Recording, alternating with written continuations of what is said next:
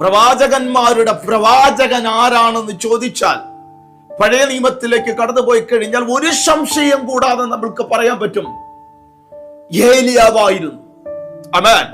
അസാധാരണമാകുന്ന രീതിയിൽ ദൈവത്താൽ പ്രയോജനപ്പെട്ട ദൈവ മനുഷ്യനായിരുന്നു ഏലിയാവ്.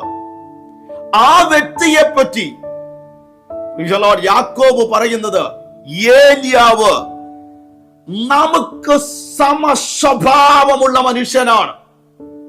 എന്റെ അർത്ഥം എന്ന് പറയുന്നത്, ഏലിയാവ് ഒരു സൂപ്പർ നാച്ചുറൽ ബീയിങ് അല്ല, നിങ്ങളെ പോലെയും എന്നെ പോലെയും സ്വഭാവമുള്ള വ്യക്തിയാണ്. ബൈബിൾ രേഖപ്പെടുത്തി വെച്ചിരിക്കുന്ന എല്ലാ ക്യാരക്ടറുകളും കേവലം മനുഷ്യരായിരുന്നു, സാധാരണക്കാരായിരുന്നു, നോർമലായ ആൾക്കാരായിരുന്നു. എന്നാൽ അവർ അസാധാരണമാകുന്ന ഒരു ദൈവത്തെയായിരുന്നു അവർ ആശ്രയിക്കുവാനിടയായി തീർന്നത്.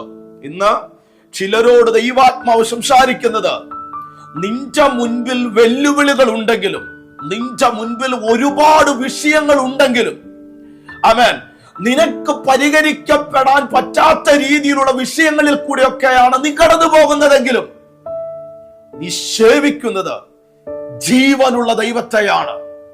ഉണ്ടാകട്ടെ എന്ന വാക്കിനാൽ സകലത്തെയും ഉള്ളതുപോലെ വിളിച്ചു വരുത്തിയ ആ ദൈവത്തെയാണ് സേവിക്കുന്നത്. നിനക്ക് ഒരുപാട് നെഗറ്റീവ് നിന്റെ ജീവിതത്തെ പറ്റി പറയാനുണ്ടെങ്കിലും, നീ ദൈവത്തോടു കൂടെയാണ് നീ നിൽക്കുന്നതെങ്കിൽ ദൈവം നിന്നോടുകൂടെ നിൽക്കും.